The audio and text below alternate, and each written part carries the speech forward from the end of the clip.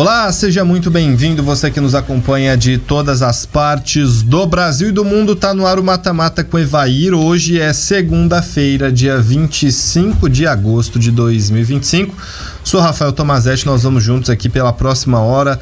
Muita informação para você. Rodada de Campeonato Brasileiro, a 21ª. Hoje ela se fecha, inclusive, né? O líder Flamengo joga 9 da noite, pega o Vitória no estádio do Maracanã. Enfim, tem Palmeiras Sport também no Allianz Parque. Mas muitos jogos que tem bastante impacto em outras partes da tabela. Além, claro, da vitória do Cruzeiro, que é importante também nessa briga do título. A gente vai falar de todos eles a partir de agora. Janaína Carvalho, seu destaque para esse início de semana. Eu não sei quem tá querendo mais cair esse ano, se é o Santos ou se é o Vasco. A disputa entre os dois ali tá acirrada. Evair Paulino. Olá, pessoal, tudo bem? Tem muito futebol, tem aniversariantes, então tem a CBF, tem a CBF mudando datas, né? É interessante. E Flamengo reclamando da mudança de datas. Palmeiras também, certeza que vai. Mas tinha que mudar, não tinha outra saída. Porque algum brasileiro tem muita chance de ganhar a Libertadores, com certeza. E aí vai ter que jogar o Intercontinental lá no final do ano. E aí o Campeonato Brasileiro, ele iria até o final do ano. E a CBF... E até 21 de dezembro, né? Pois é, e não teria como o brasileiro jogar o Intercontinental, porque estaria no Campeonato Nacional. A gente vai debater isso daqui a pouco. Vamos lá, tá no ar o Mata Mata. Bom, passar os resultados que já estão fechados dessa rodada 21 no Cícero de Souza Marques, em Bragança Paulista, no sábado. O Red Bull Bragantino encerrou aquela manguaça toda. Não, o Fluminense pediu pra perder, né? Porque o treinador vai lá, aí o Renato tem suas razões também, né? O Renato vai lá, faz um esquema tático, prepara tudo, dá suas preleções, tudo certinho. 3 minutos, 2-0. Aí, foi. Aí eu acho que o treinador deve dar vontade de deixar tudo lá e ir embora. E o curioso, ele xingando todo mundo, o pessoal falando, com razão também tomar banho. E o curioso é que na entrevista o repórter perguntou pra ele qual avaliação. O Fluminense fez o 19º jogo, portanto metade do campeonato. Qual avaliação, Renato, você faz do seu trabalho nesse primeiro turno? Aí ele falou assim, ótimo, levantou e saiu da sala de coletivo. Não, e teve algo bom também do Fluminense, quase um poder de reação e uma estreia legal do Fluminense. Eu vi o Souza, né, que se estreou. Acosta. Estreou bem no Fluminense. E ele é bom jogador, estreou bom passe, boa visão de jogo. Eu acho que é uma excelente estreia aí pro Fluminense. Sabe que eu gosto de campeonatos exóticos, então eu assistia muito a Major League Soccer. Ah, meu Deus do céu. Ele tem um gosto obscuro. Daqui a pouco nós vamos falar dos campeonatos da Filipinas. Aí eu assisto muito a Major League Soccer e o Lúcio Acosta brilhou bastante, sobretudo no FC Cincinnati. Ele jogou um tempo no DC United, mas o time do DC United nas temporadas que ele esteve não ajudou muito. E no Cincinnati, que tinha um time melhor, tinha inclusive o Brenner, lembram do Brenner? Tá até de volta, o Cincinnati contratou ele novamente. Era um bom time. O Barreal era do Cincinnati hoje. O Brenner é aquele atacante, né? Aquele atacante. Aí tinha o Barreal de um lado, a Costa do outro e o Brenner. Muito bom jogador. Uma pena que não foi uma reação.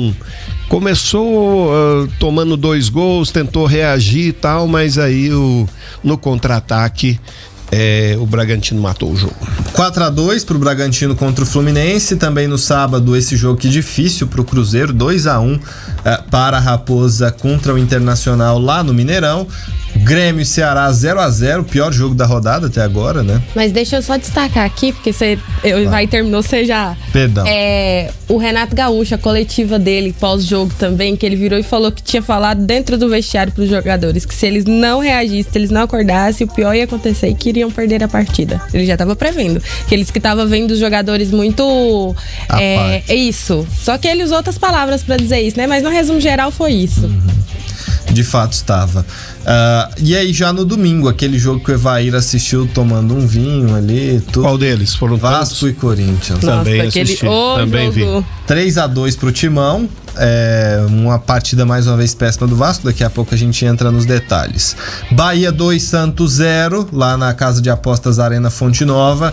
No Castelão, o Mirassol, demais esse time do Mirassol. Também vi esse jogo. 1-0 contra o Fortaleza no Castelão. Mirassol, vocês podem começar já a vislumbrar o Mirassol encarando o River Plate lá no Mas Monumental na Libertadores de 2026, viu? Esse time aí a continuar desse jeito, até com a possibilidade de um brasileiro ganhar a Libertadores, de um brasileiro ganhar a Sul-Americana, aí se aumenta, né? Hoje é G6, pode virar G8, pode virar G9.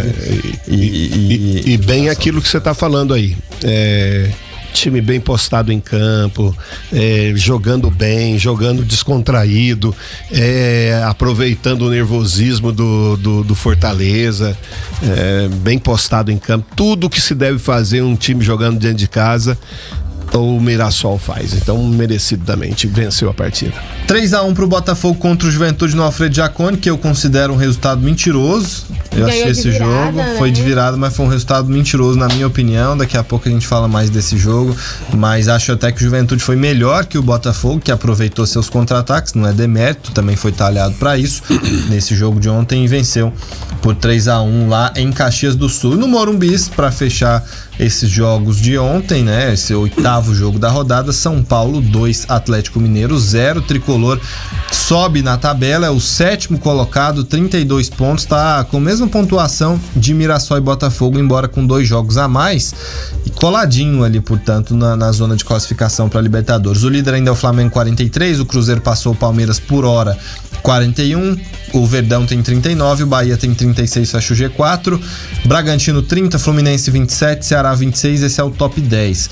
Corinthians subiu, ganhou 3 posições, chegou aos 25 pontos, passou o Atlético Mineiro, Inter e Grêmio, que tem 24 pontos, o Santos tem 21, ali pertinho da zona de rebaixamento. O Vasco deu sorte por conta da derrota do Juventude, não entrou na zona de rebaixamento, tem 19 pontos, e no Z4 Vitória 19, pega o Flamengo hoje, Juventude 18, Fortaleza 15 e o Sport 10 pega o Palmeiras hoje no Allianz Parque. Caso o Vitória vença hoje, o Vasco tá na zona de rebaixamento, né?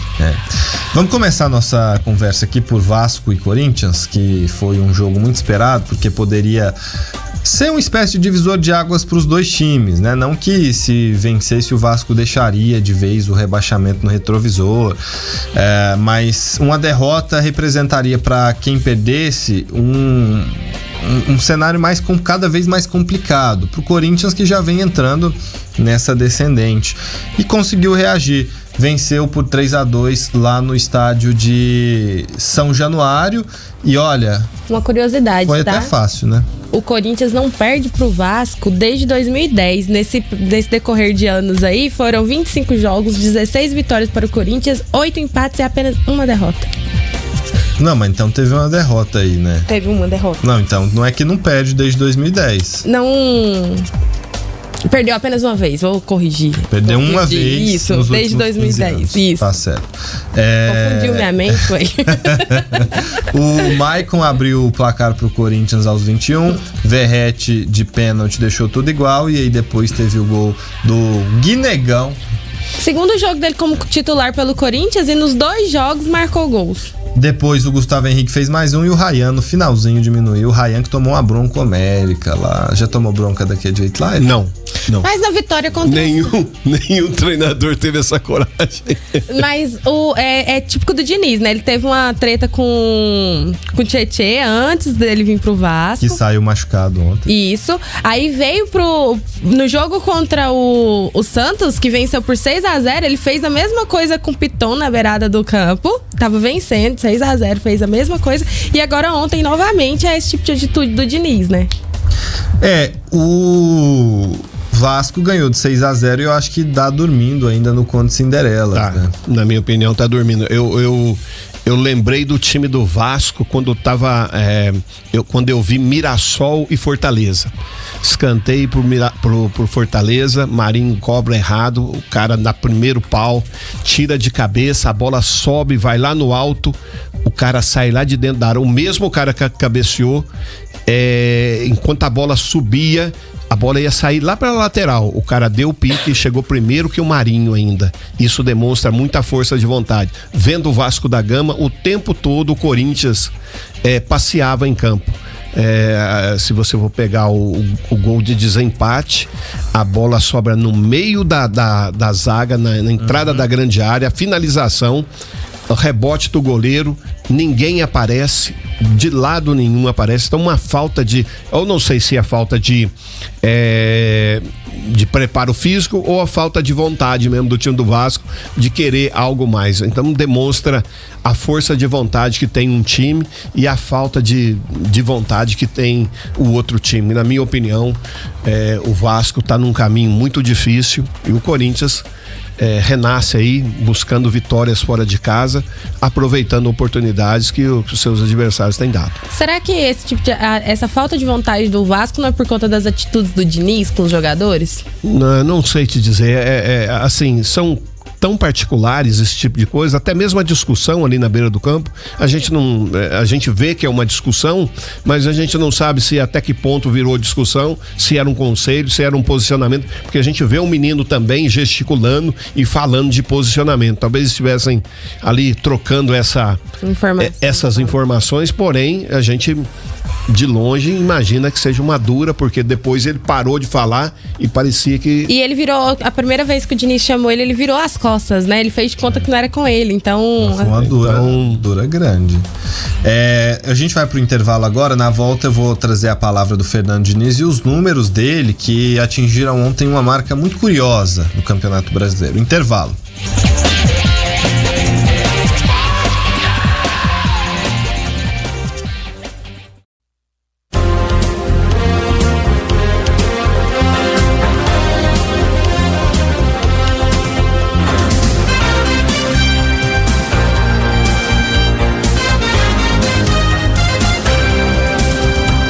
Mata-Mata tá de volta aqui no seu rádio.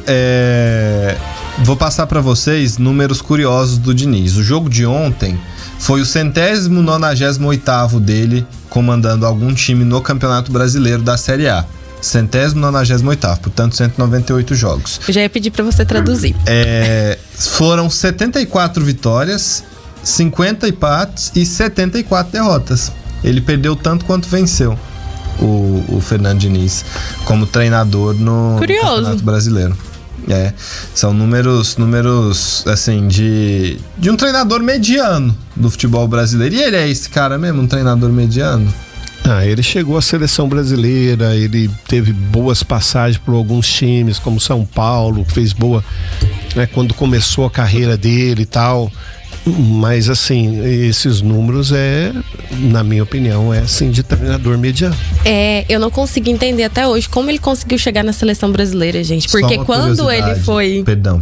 É porque ontem o Diniz e o Dorival, os últimos 2 treinadores da seleção brasileira, estavam num jogo comandando times que brigam na parte de baixo da tabela. Ainda tem esse detalhe, né? Mas assim, eu não consigo entender como ele chegou na seleção brasileira, porque até então, quando ele aceitou, né, o convite para ser treinador da seleção brasileira, a única coisa que ele tinha ganhado foi um campeonato carioca, porque nem a Libertadores ele tinha vencido ainda. Eu acho um fato muito curioso ele ter conseguido chegar na seleção brasileira sem ter títulos. Porque a gente consegue medir aí um bom trabalho de um treinador, não só por títulos, né? Mas a maior parte dele, por eles. Não, como para você chegar à seleção brasileira, você tem que ter... Tem que ter bagagem, trabalhos, né?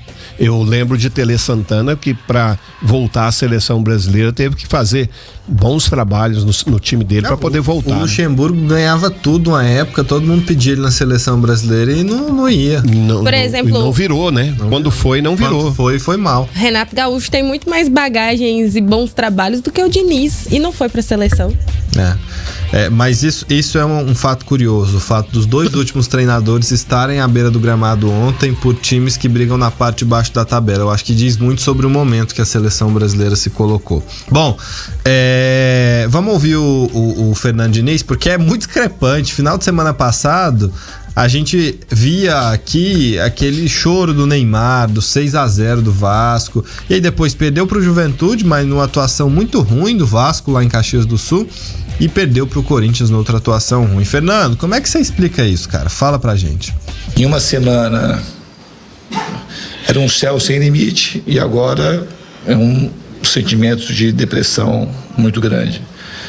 Porque, assim, ganhar do jeito que ganhou do Santos e depois fazer as 2 partidas que a gente fez, que foram as 2 piores partidas sob meu comando. E isso eu tenho responsabilidade máxima, tanto numa como na outra.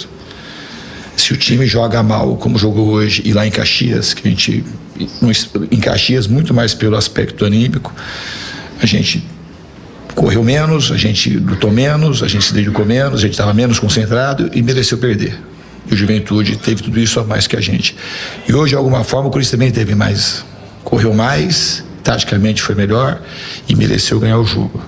Então a gente precisa, assim, a gente não é aquilo que aconteceu contra o Santos, eu acho que fez um mal que não devia fazer. Aquela vitória, uma vitória que ela tinha que se encerrar ali, colher o que tinha de bom naquilo e seguir. Porque a gente não tinha feito nenhuma partida em São Januário, não tinha nenhum jogo que a gente fez como a gente fez o de hoje. A gente não mereceu vencer o jogo. Contra o Grêmio nós merecemos vencer, contra o Vale merecemos vencer, contra o Bragantino merecemos vencer, e hoje a gente mereceu perder o jogo como a gente mereceu perder em Caxias. E ontem aconteceu uma coisa que não vinha acontecendo, ele foi xingado por parte da torcida do Vasco. Então você já chega numa fase que os resultados começam a colocá-lo sob pressão, Evair. O vascaíno é assim, quando o vascaíno começa a pegar no pé do treinador, o caminho da demissão ela tá traçada, porque a pressão é tão grande ali em São Januário que você não consegue se desvencilhar. Então, ou realmente ele sai dessa situação, faz esse time jogar um pouco melhor, né? Porque, na minha opinião, ele, como ele mesmo disse ali, ele também tem sua culpa, né?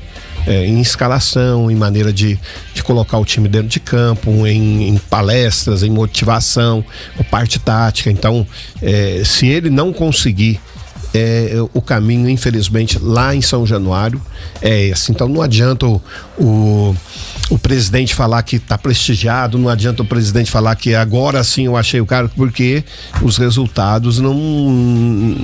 E a torcida do Vasco é exigente dessa maneira. Não, e aí cai mais por terra ainda o discurso do Pedrinho lá uns meses atrás, quando ele falou... Também. Não, bastante, né, pela torcida. Há uns meses atrás, quando ele disse que o Vasco era um time de G8. Essa declaração foi terrível, né? É o que mais pesa por conta da falta de resultados. O Janaína e Evair, o Vasco tá tentando a contratação do Nathan Silva, lembram dele? Zagueiro ex-Atlético Mineiro? Sim. Tá lá no Pumas do México, pode ser um reforço aí pro Vasco que tem... Que precisa. Uma semana pra contratar. E precisa. Dia 2 de setembro fecha a janela e... Aliás, o Vasco não precisa só de zagueiro, não. O Vasco também precisa de atacante, velocista. O Vasco precisa de um meio de campo mais consistente, né? E alguém que possa ajudar o Coutinho, ajudar o Verratti ali na frente, um pouquinho mais de velocidade. São situações que o Vasco precisa muito. Precisando de um time inteiro? Não, time inteiro não. Porque tá salvando um outro. Ele tirou o Felipe Coutinho e o Verratti. Não, o Lucas Piton também foi... ruim. Ruim? O Lucas Piton eu não ia falar que ele era ruim, eu ia pesar mais um pouquinho, mas enfim, né? Respeito, mas assim... Ele é ruim, não, ele é péssimo. O Lucas Piton pra mim, ele é um lateral à altura do Vasco. Pra mim, ele é um dos mais que precisa ter uma substituição de forma mais urgente ali no Vasco. Mas o Verratti também não teve bons jogos, só que pedirem pra tirar o Verratti do time também, pra mim é loucura.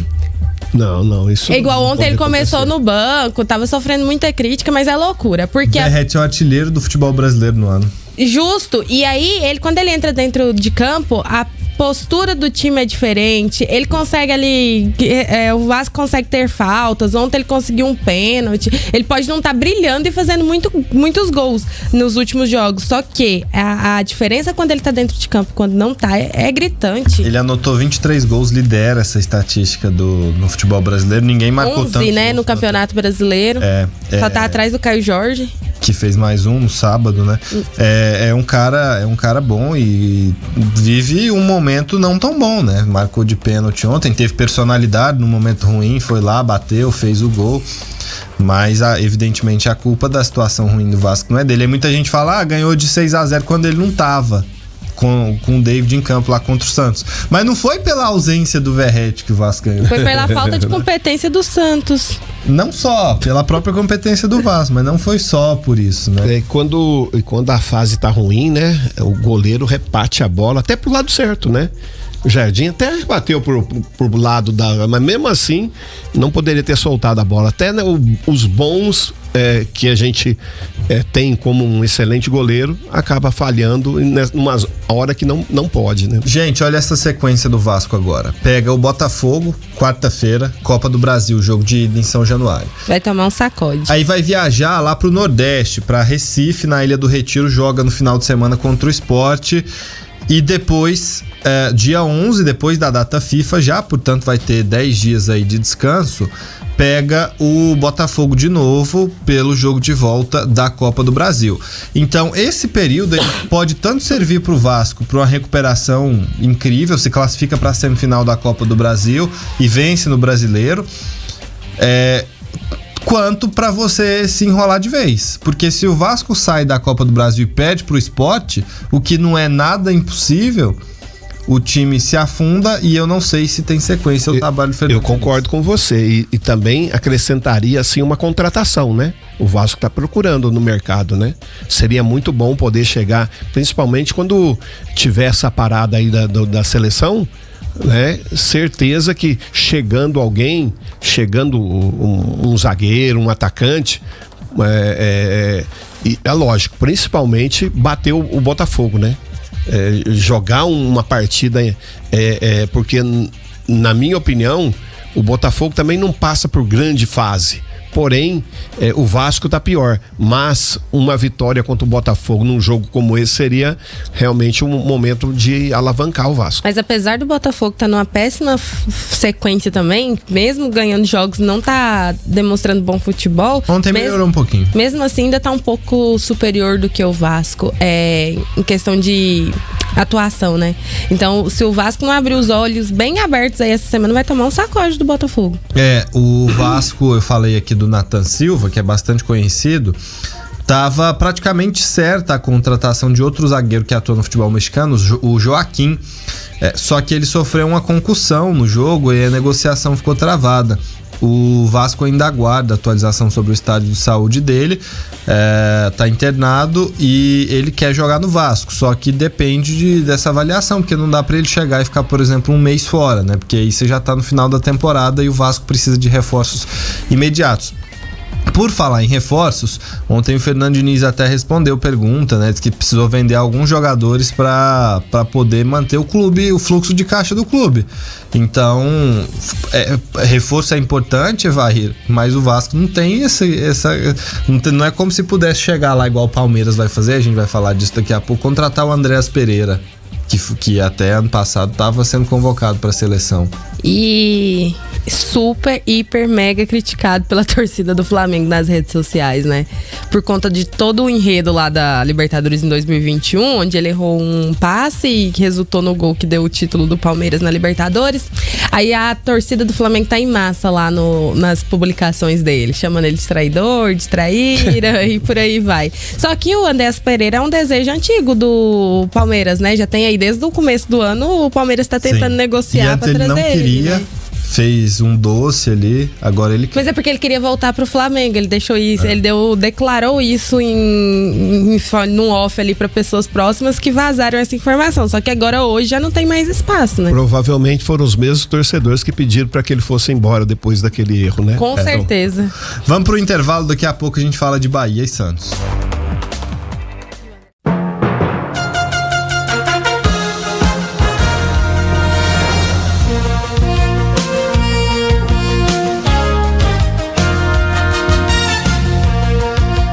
Bom, antes do Evai dar parabéns pra quem ele quer dar hoje, a gente vai falar do Bahia, que ganhou do Santos ontem. 2-0 lá na Fonte Nova, em Salvador. O Esquadrão, rapaz, tá bem demais nessa temporada, viu? É o time que mais venceu no Campeonato Brasileiro ao lado do Flamengo desde no período que conta ali com a chegada do Rogério Ceni. Gols e nos últimos 9 jogos, ele não perdeu nenhum, né? Venceu 6 e empatou 3. Sim. Gols do Luciano Juba e do Lúcio Rodrigues para o Bahia, 2-0 pro Santos. O Bahia tá no G4, né? Tá sossegado ali. O problema do Bahia é jogar fora de casa. Fora de casa perde pontos que poderia ganhar e deveria ganhar pra brigar por algo a mais. Mas em casa é difícil, e ontem não foi uma vitória muito complicada pro Bahia, não, que fez o dever de casa. Agora o Santos, eu não sei, o Vojvoda tava lá junto com o Ancelotti. O Vojvoda, não sei se ele gostou muito do que ele viu, não, Evair. Não, do Santos não tem que gostar mesmo, né? Não tem como gostar do time do Santos. Muito apático, aceitando a derrota. E o Bahia fazendo a parte dele, né? O Bahia já tá há algum tempo aí sem perder, né? Até a Janaína falou. Uma equipe que sabe jogar dentro dos seus domínios, sabe o que é dentro das competições, cada vez melhor dentro da competição. Eu acho que está criando cada vez mais um esquema tático que faz com que os seus adversários tenham dificuldade jogando tanto dentro quanto fora. Então o Bahia é esse time que realmente vai brigar aí pela Libertadores. Não acredito que chegue para brigar para título, mas para Libertadores, certeza. Olhando esses últimos resultados do Bahia no Campeonato Brasileiro, vocês acham que ele tem chance de brigar de frente com o Fluminense para uma vaga aí na semifinal da Copa do Brasil? Eu acho o time do Bahia superior ao do Fluminense, mas o Fluminense é muito bom em Copas, então tem que ficar atento, e o Bahia vai mal fora. Acho um confronto equilibrado, acho o time do Bahia melhor, mas um confronto equilibrado, e eu não apostaria em quem passa. Você nunca aposta, cara. Ele nunca aposta, esse jogo, ele sempre fica em cima do muro. Esse duelo pra mim é mais equilibrado que... Não é mais equilibrado que Cruzeiro e Atlético, né? Mas é mais equilibrado pra mim que o clássico Botafogo e Vasco. Não, isso é fato. Mas eu não sou capaz de apostar contra o Fluminense em Copas nesse momento, a não ser que ele fosse pegar um time muito superior como o Palmeiras, o Flamengo, mas também acho o time do Bahia um pouco superior ao do Fluminense. Eu acho que o Bahia é um pouquinho superior nesse momento. Porque tá mais constante, né? Eu acho que por aquilo que a gente tem visto por aquilo que eu vi no jogo contra o Bragantino mesmo, eu acho que o Bahia um pouquinho superior ao Fluminense. Bom, o Santos estava sem o Neymar. E o Neymar, aniversário do Lu. Que novidade. Aniversário do filho dele, gente. Não, mas tem outra questão. Ele teve uma lesão no treino, um edema. Não sei se vocês viram essa notícia. Ele tava fora desse jogo de todo jeito, né? Ele tava fora desse jogo. Ele tava suspenso. Mas ele teve também um edema no treino, e aí complica pra convocação, né, da seleção. Porque era dado como certo o retorno dele, e aí com esse edema já se tem uma dúvida. A CBF foi comunicada, enfim. E aí, o Evair, por falar em seleção, tem um cara no Bahia que tá na pré-lista, o Jean Lucas, e tem um jogador que a gente tem... Qual assim, posição que é unânime que a gente tem problema? São as laterais, certo? Não é só, mas são a maior parte dos problemas. Gargalos da seleção. Sim. Ele falou, o Rogério Ceni fez muitos elogios ao Luciano Juba. Vamos ouvir o que ele disse sobre o jogador. Segundo ele, é um atleta que pode pintar. E olha, o Ceni tava conversando com o Ancelotti ali no cantinho antes do jogo. Pois é. Porque ele tem bastante liberdade para flutuar pelo campo, né? Um jogador que, apesar de ser lateral esquerdo, mas está sempre frente à área, ou fazendo ultrapassagem como lateral, né? Ou construindo o jogo por dentro. Então, ele é um jogador que acaba tendo um pouco mais de espaço, principalmente em balanço de jogadas, quando a bola vai para um determinado lado, principalmente quando é o lado do Ademir.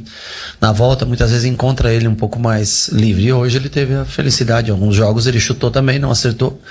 Hoje fez um golaço, uma bela partida de novo. Incrível como onde ele acha energia para jogar tanto em tantos jogos. Então, assim, fico feliz pelo gol que ele fez. Eu acho que é um momento bacana que ele vive aqui dentro, nessa posição que transformou para mim a vida dele, porque ele era um bom ponta, né, jogando no Sport, mas ele se tornou talvez um dos melhores na posição que ele ocupa hoje jogando pelo Bahia. Então fico feliz de mais um gol para ele. Acho que é o quinto, né? É o artilheiro dele do nosso time. Então, fico muito feliz por ele, porque é uma posição que eu acho que valoriza a qualidade técnica dele, potencializa ele ao máximo que ele pode render para um time. E eu fico muito contente quando ele... Ele era um bom ponta, mas se tornou um dos melhores laterais. É interessante, né? Talvez ele aprendeu a marcar, que é algo fácil, né? Aconteceu alguns casos aí, no futebol brasileiro que deram certo. Parece que vai dar certo também com o Juba, vamos ver. A princípio aí, marca bem e gosta de apoiar, que é o que nós precisamos ultimamente, principalmente na seleção brasileira. Que sofre pouco, né, por falta de lateral. Nessas posições aí, laterais esquerda e direita, o Ancelotti tá com um coletinho assim, ó, quem quer, o primeiro que fizer o mínimo vai pegar esse colete aí. É que nós somos muito exigentes, entendeu? A gente estava acostumado com Roberto Carlos, Cafu, Jorginho, né, Leandro. Então, e hoje a gente não vê ninguém se destacando dessa maneira e isso incomoda muito. Nem nos times aqui eu citei recentemente, antigamente, por exemplo, quando eu era mais novo, eu lembro de Leonardo Moura no Flamengo, que era um bom jogador. Tinha o outro Leonardo também, que jogou, depois foi pro meia. Tinha o Juan do outro lado, o Atirson foi um bom lateral muito também, bom, muito jogou na bom. Portuguesa, jogou no Flamengo. Você teve vários, tinha o Maurinho, que eu citei aqui também do Cruzeiro, que era um bom lateral direito. O Jadilson jogou bem no São Paulo, no Goiás, no Cruzeiro não foi tão bem, mas... Isso eu nem lembro quem é. Jadilson, não é da sua época, vai. Da mesma, ela é mais velha que eu, vai. Não brinca? Não, então era pra você lembrar, sim. Jadilson... Eu sou ruim com nomes, né? Então eu preciso ver, vou pesquisar de aqui 2005 agora. A 2010, Calma assim, aí. Ele teve uma carreira muito boa. Eu achei que ela tava ali naquele tempo. Não, eu acho que Vitor e Cafu você viu, né? Agora eu sei quem é. Agora eu sei quem é, porque eu sou ruim. Gente, eu sou ruim com nomes. Vocês já viram isso, tanto que eu sou boa com nomes. Muitos jogadores que a gente tinha. Os times brasileiros tinham bons laterais, né? Lateral não era um problema. Hoje, você não consegue citar um cara que é unanimidade. Por exemplo, no Flamengo tem o Varela que vai bem, mas não chega perto dos laterais que passaram em tempos de vacas magras do Flamengo, né? Do outro lado esquerdo, o Flamengo tem Alexandro, tem o Ayrton Lucas, mas também não são brilhantes. O Alexandre, apesar de já ter passado pela seleção brasileira, ter jogado em bons times, já tá na fase final aí da carreira, né? E a quantidade de lesão que ele tem com constância não permite que force muito o jogador. E aí você vai ver o Palmeiras, que é junto com o Flamengo, o principal time do Brasil hoje, você tem dois estrangeiros, o Diá e o Piquerez nas laterais, porque a gente não tem bons laterais aqui no Brasil.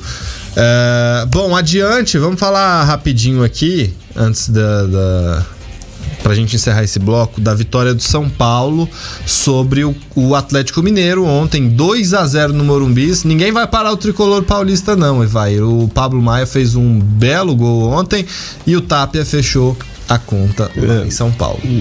O São Paulo jogando bem dentro da sua casa, se impondo, fazendo boas jogadas. Quando você pensa que o São Paulo não, Luciano não tá Calheri, não tá Lucas, não tá... Garro tava no banco. O Lucas também machucou de novo. Então você fala assim, não, agora mesmo assim, essa é a parte boa talvez que faz com que o Crespo faça um bom trabalho no São Paulo. Ele esqueceu desses caras, deixou de lado, olha, eles não estão, então nós vamos com o que temos, né? E tem feito bem, né? Jogadores colocados, às vezes você fala assim, não, esse jogador não vai dar certo, de repente vai lá pra dentro e dá conta do recado. E o São Paulo tem zagueiros, né? E com 3 zagueiros, jogando 3 zagueiros. Tanto é que o Cuca tentou fazer o mesmo esquema ontem, acabou não dando certo e só que perdeu um jogador importante, né? Que é a máquina do São Paulo hoje em dia, né? Se machucou o menino ontem, o volante Marcos Antônio. Se machucou o Marcos Antônio e assim, vai ter dificuldade. São Paulo teve dificuldade. Né? É um jogador importantíssimo pro São Paulo. Outro que estava cotado para ser convocado, Tá, né? na pré-lista. Na pré-lista da seleção. seleção.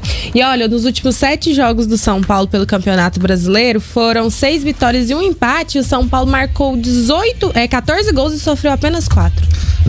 O Atlético Mineiro é lógico que tá com a cabeça no jogo de quarta-feira contra o Cruzeiro, mas que atuação ruim, não deu um chute. O Rafael pode guardar a mesma camisa. Não, e assim, eu vendo o jogo, e assim, quando eu vejo o Atlético Mineiro jogar, eu vejo o tempo todo o Hulk chutando por gol de todo lado, o Scarpa chutando. Né? Ontem nem isso teve, né? Então se vê que o Hulk faz falta mesmo no momento como esse, né?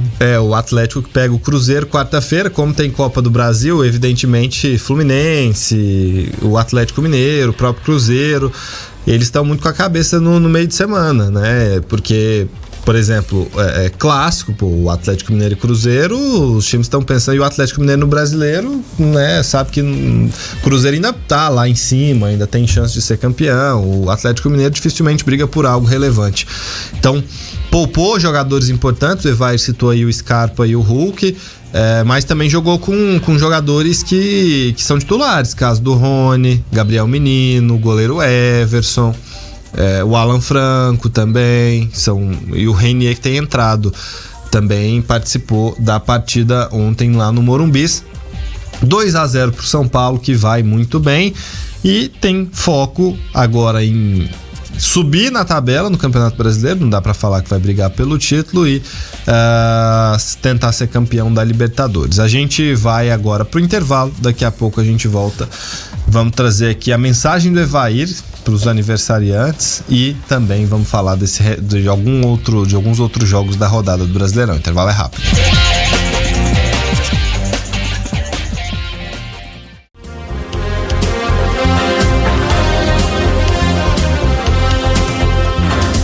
Mata-Mata está de volta aqui no seu rádio.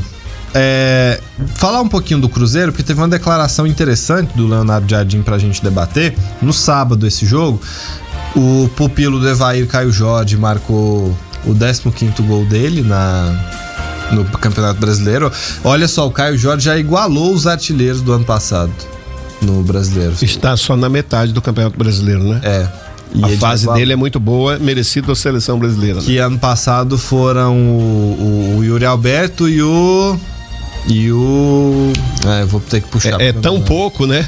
São tão poucos artilheiros que... Foram 15 gols só e aí ele já conseguiu igualar esse número. Vou olhar aqui. Eu ia chutar o Fraco Lopes, mas eu acho que o Fraco Lopes não chegou a tudo isso. Não fez 15 não, foi ele e o Alejandro do Vitória, ambos com 15 gols. E o Estevão que ficou em terceiro lugar com 13 gols, bem pouco, né? Não, e assim, historicamente os artilheiros do Campeonato Brasileiro não fazem tantos gols. Se a gente for, eu vou pegar aqui só o recorte do pontos corridos pra cá. A lembrar que até 2005 eram mais clubes, não eram 20. Então, vamos pegar só o formato atual, de 2006 pra cá, com 20 clubes, 38 rodadas. O maior artilheiro nesse período, vamos ver se vocês sabem quem foi. De 90 e quanto pra cá? Não, de 2006, atual formato do campeonato. De 2006 pra cá, o maior artilheiro. Puxa Quantos vida. gols foram? Então, é isso que eu vou falar. Vamos ver se você... Não, mas fala quantos gols que a gente vai acertar 26. o nome. 26? Acho que não foi o Gabigol, porque foi 23 o dele. Cano, 2022 pelo Fluminense, 26 gols. O Gabigol foi o segundo, fez 25 em 2019. Pra mim era 23. Mas, historicamente, quem fez pelo menos 20 gols foram Cano, Paulinho pelo Galo em 2023, o Gabigol em 2019 pelo Flamengo, e a gente teve lá em 2013 o Ederson pelo Atlético Paranaense, o Jonas e o Borges em 10 e 11 por Grêmio e Santos, mas não tem aquele cara que faz 30 gols aqui na temporada. O Fred não chegou a ser artilheiro do Brasileiro? Fred foi artilheiro do Brasileiro, fez 20 gols em 2012 pelo Fluminense. Ah, sim, eu lembro que ele... Fez também, outra vez em 2014, ele foi novamente artilheiro. Foi 3 vezes. Depois, outra vez que ele foi artilheiro, em 2016, 14 gols. 2 pelo Fluminense, 12 pelo Galo. Fred foi artilheiro 3 vezes do Brasileirão, mas o que eu quero dizer é que normalmente os jogadores não fazem tantos gols, né? Aqui no Campeonato Brasileiro. E o Caio Jorge tem a oportunidade, quem sabe, quebrar esse recorde do Cano aí, porque dá tempo, ele precisa continuar marcando gols. E aí, depois do jogo, o Leonardo Jardim foi questionado sobre o Gabigol, que não é esse titular lá desde que ele chegou. A gente até pensou que ele poderia sair depois daquela coisa toda com o Dudu, mas o Dudu saiu, o Gabigol ficou, foi muito educado, inclusive. A gente tem que exaltar o profissionalismo dele, que não causou birra hora nenhuma, não fez birra, não fez nada, continuou trabalhando. E aí perguntaram pra ele por que o Gabigol não joga, se não tem como encaixar. E aí ele respondeu da seguinte forma: em relação ao Gabriel, vocês sabem, e eu já disse isto tantas vezes, que é, o Gabriel é um excelente jogador, é um profissional de louvar, e ele, nesta estrutura que eu jogo, dentro daquilo que são as minhas limitações, não é? Eu não consigo encaixá-los, muitas vezes, os 3 jogadores ao mesmo tempo. E os 2 da frente, como vocês próprios, eles estão a fazer uma época extraordinária, não é? Está o Caio a fazer uma época extraordinária, como você referiu, o seu colega referiu, e o Mateus uma época extraordinária. E eu sei que às vezes os adeptos querem... mas você tem que arranjar um sistema. Mas atenção que eu sou só o Leonardo Jardim, não sou um gajo que consigo fazer magias, não é?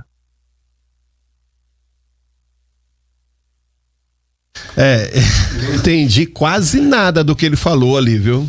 É porque ele tem um sotaque bem puxado, né? Que ele tem algumas regiões de Portugal que tem um sotaque que são bem... É diferente do Abel, do Renato Paiva, né? Sim. Mas ele disse, basicamente, o que é importante, que tem os jogadores ali da frente, Caio Jorge, Matheus Pereira, estão fazendo uma temporada extraordinária, e ele não consegue encaixar todo mundo para jogar. E diz que talvez ele é incompetente, que ele não tem competência para fazer isso. Muita gente tomou isso como ironia dele, né? E também disse que ele é só o Leonardo Jardim, ele não é um gajo que sabe fazer magia. Mas vocês entenderam isso aí como ironia ou na verdade uma sinceridade muito grande? Eu acho que eu não levei pro lado da ironia, sabe? Eu levei mais pelo lado dele realmente não tá conseguindo achar uma forma de colocar todo mundo pra jogar, os 3 pra jogarem juntos. E eu não levei pro lado da ironia. O irônico que nós temos é o Abel, ninguém vai tomar o posto dele. Como gosta de falar do Abel. Que eu tô com saudade, é porque já tem 4 dias que eu não falo do Abel, entendeu? Mas tem justeza nisso aí? Onde é que vocês encaixariam o Gabigol? Porque hoje o Cruzeiro joga da seguinte forma, né? Do meio pra frente ali. Tem o Christian, o Matheus Pereira e o Wanderson. E no comando de ataque, que seria a posição do Gabigol, é o Caio Jorge. Não vai tirar o Caio Jorge. O máximo que você pode fazer é ter 2 atacantes, né? De área ali. Mas aí você tira quem? O Matheus Pereira não vai ser. Talvez numa precisão, né? Você precisar mandar para campo 2 atacantes de área, né? Que seriam os 2. Quando tá perdendo um jogo, tá precisando ganhar, empatando e tal. Mas eu acho que a resposta dele é simples e objetiva. Eu tenho dentro de campo um 9 que tá no seu limite, jogando aquilo que nós precisamos e fazendo aquilo que nós queremos, que é fazer gol e que vai para a seleção brasileira. Então não tem muito segredo, não. Vocês sabem o que eu lembro aqui? Eu lembro muito bem de uma fala da Janaína Carvalho aqui, falando: não, o Gabigol hoje é reserva do Caio Jorge, assim, com todo respeito, o Caio Jorge.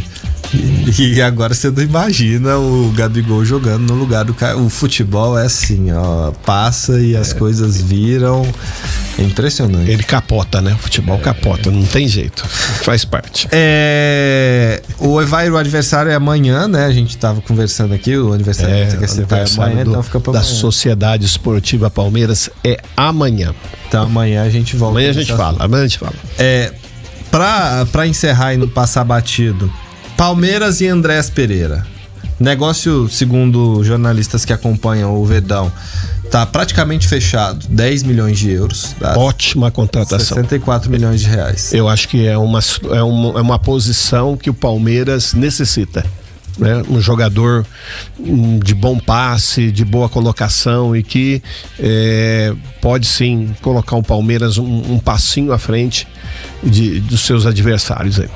Mas também o Andrés Pereira, ele é um bom jogador, né? Já foi, inclusive, convocado para a seleção brasileira. Eu acho que ele vai cair muito bem ali no Palmeiras e vai ser um ganho muito grande e uma dificuldade muito grande para os adversários, né? Que vão encarar o Palmeiras aí. O Palmeiras tem aquela coisa, né? Vai buscar no mercado jogadores mais novos que pode até render alguma coisa para ele depois, né?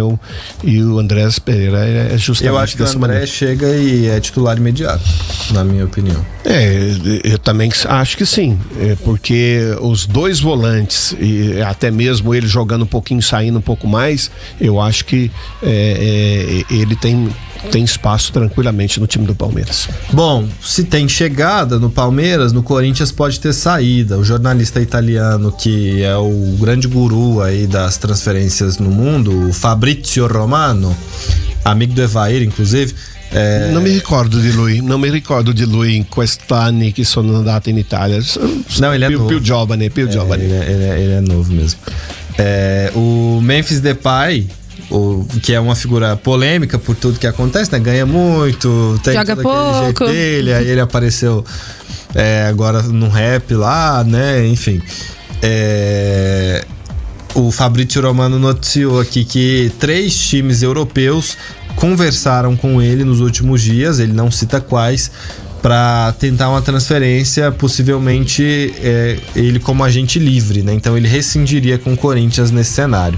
Ele até cita aqui que o artilheiro de toda a história da Holanda, ele é o cara que mais marcou gol com a camisa da seleção holandesa, né? 33 gols. Ele considera deixar o timão. Na minha opinião, pro Corinthians, na parte financeira, é um ganho. Na parte financeira, não tem dúvida. Eu não sei. Eu acho que. Eu não sei se ele joga tudo isso Pra valer tanto, pra né? valer tanto, né? Pro nosso dinheiro, né? Eu acho que lá fora acho que é um dinheiro muito comum o que se paga para ele, mas para nós é salário muito acima. Bom, é isso, assim, em resumo. Amanhã a gente vai falar muito da convocação da seleção brasileira, né? Que deve ser totalmente O teu time vai ter algum convocado? Vai não. Não? Tem certeza que não. O seu vai ter? Vai. O meu vai, com certeza. Qual? Eu quero suco de entretenimento, eu quero tretas de família no futebol. Meu Deus. Depois você me explica, porque eu não entendi. Amanhã eu trago a fofoca completa, Tá se bom. acontecer. Tá bom. Mas só pra citar aqui que aconteceram movimentações importantes em divisões inferiores do futebol brasileiro. Santa Cruz vai brigar pelo acesso.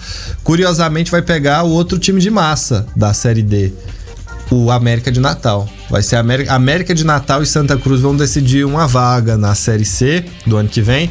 Maranhão e Asa de Arapiraca, Alagoas. Goiatuba e Inter de Limeira. E Cianorte e Barra são os times que vão brigar. E cada um desses confrontos levará um time A Série C também tá pegando fogo, né? Tá, a última rodada da primeira fase no final de semana que vem. E já tem rebaixados Retrô, que é um clube rico, mas a gestão muito ruim. Não sabemos por como é que chegou a esse ponto. Chegou lá em cima, achamos que fosse só Acho crescer. que é só subir, né? Porque tem estrutura gigantesca, tem dinheiro, mas a gestão precisa ser boa também. E também já caiu o Tombense, né? Ainda tem alguns times já classificados, já 5 classificados, e alguns times ainda brigam contra o rebaixamento. Só pra citar aqui também resultados importantes de divisões inferiores. Janaína Carvalho, tchau pra você, até amanhã. Até amanhã. Evair Paulino, tchau pra você, até amanhã. A gente se vê amanhã. Forte abraço. Gente, obrigado pela companhia, pelo carinho da audiência. Amanhã a gente se fala. Tchau!